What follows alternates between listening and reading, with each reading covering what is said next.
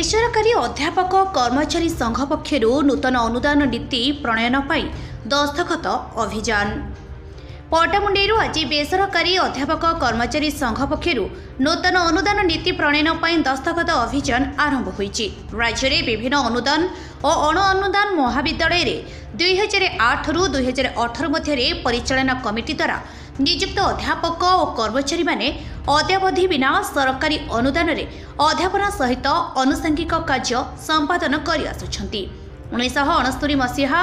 शिक्षानीति प्रणयन ठारू प्रति 5 वर्ष थे बेसरकारी अनुदान एवं अण अनुदान महाविद्यालय रे अध्यापक कर्मचारी मानकु अनुदान जीआईए प्रदान करा जायथिबा बेले 2014 मसीहा परे 10 वर्ष धरी नूतन अनुदान नीति प्रणयन होई नाही। नवनिर्वाचित सरकार को 6 मास बीतवाकू जाउथिबा बेले बेसरकारी अध्यापक कर्मचारी संघर दाबी को एजापत पूरण करिबार सरकारक उदासीनता देखिबाकू मिलिछि। 2008 रु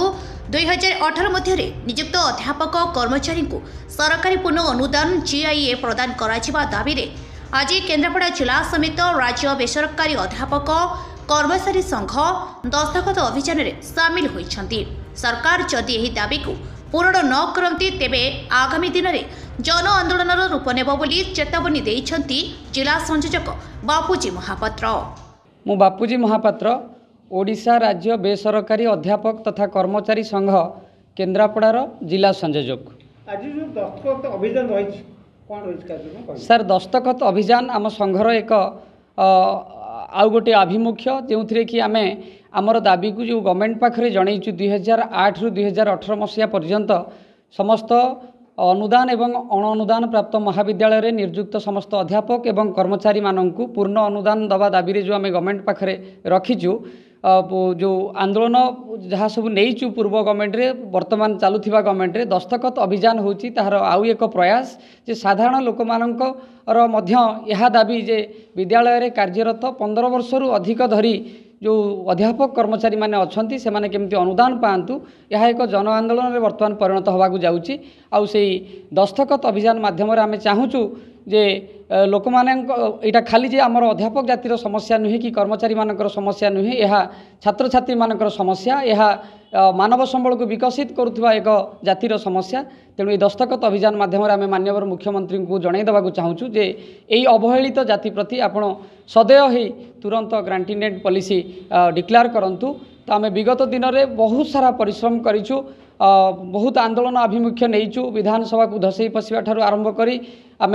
497 दिन राजरास्ता आंदोलन करूँ आमर उच्च शिक्षा मंत्री ठारू आरंभ करी माननीय सचिव पर्यंत मुख्यमंत्री ठारू आरंभ करी कलेक्टर ठारू आरंभ करी आम कौन 147 विधायक को दाबीपत्र दवा ठारू आरंभ करी सबू कार्यक्रम हाथ को नहींचु। सरकार परिवर्तन नूतन सरकार मु कहवाक चाहे जे नूतन सरकार आसवा दिगरे अध्यापक तथा कर्मचारी जातिंकर भूमिका नित्यंत भाव में रही से माननीय मुख्यमंत्री एवं आमर जी अच्छा उच्च शिक्षा मंत्री सूर्यवंशी सूरज से आमर आंदोलन को